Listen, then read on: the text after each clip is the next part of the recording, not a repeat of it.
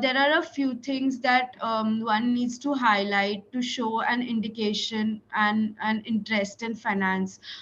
So one thing, since it would be a CV that has blocks.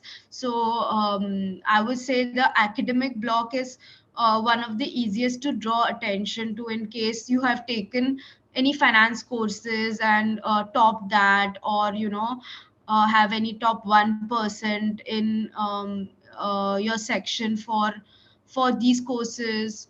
Or for example, you've done any market related certification like CFA is a good indication to show on a CV. So, and other than that, campus has a lot of opportunities to start from scratch also. Like if for example you do not have any past academic related to finance, so electives in finance, then case any finance based case competition or any stock pitch competition, or anything you've written anywhere on relating to finance, a paper presentation or an essay, or even if LinkedIn it's come in some top voice or top view ones, you could mention that. So this is the academic bucket where one of the easiest to show any indication and interest in finance.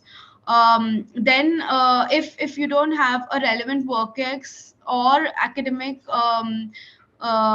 any finance academic points also, then you can show it through different points. I don't know if this works, but yeah, a few people have seen, like freshers do have these points where they do write on how they are running a portfolio for like their own personal portfolio, and they're tracking it against some index. So for example, you could track your own portfolio performance against maybe Nifty and check, are you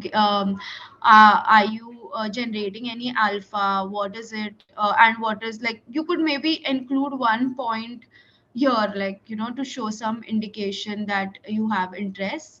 And like maybe if you just have very few points in finance, you could also be prepared with this question, is where they ask you, if they read that point, they ask you ki, how did you diversify your risk, how did you create the alpha, was it like luck, or on your personal portfolio. So this is one point you can show. And another is again like any articles that were published anywhere, or essays or blogs related to finance or macro event.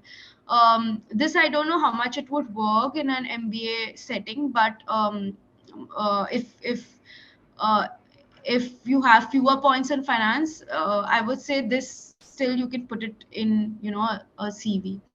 And then there is relevant workex. So in case of relevant workex, three four things that one needs to keep in mind is, like Gitika said, the industry one, if you have if you want to pick any industry and you have some relevant workex there, you can mention that on your CV. Like for example,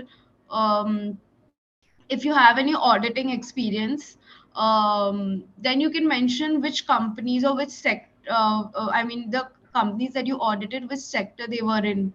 And if I mean try to align it to where you want to get it to. So you can mention asset classes when they do align with where you want to get into.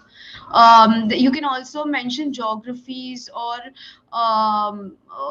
anything that you track that will help you get there. For example, suppose you want a short list for an investment bank. An investment bank usually likes workex in a big four in the diligence space or something like that. So you you could mention how many if you were in a due diligence department, how many companies you did a due diligence for, something like that, that highlights that you were in adjacent or similar kind of work setting earlier. This is something you should, and also like quantify this, you would know, but yeah, if this is a point you've mentioned, like quantify the returns, the amount investment invested and alpha created. Other than that, I think finance CV, there's nothing else other than workex and academic and your own thing where you can like really highlight that um, it's a finance CV. But I think acad is one of the strongest one, and Workex one of the strongest, where more than Workex I would still say acad, CFA or something, it's more easier to get a shortlist. So try to include as many relevant points as possible.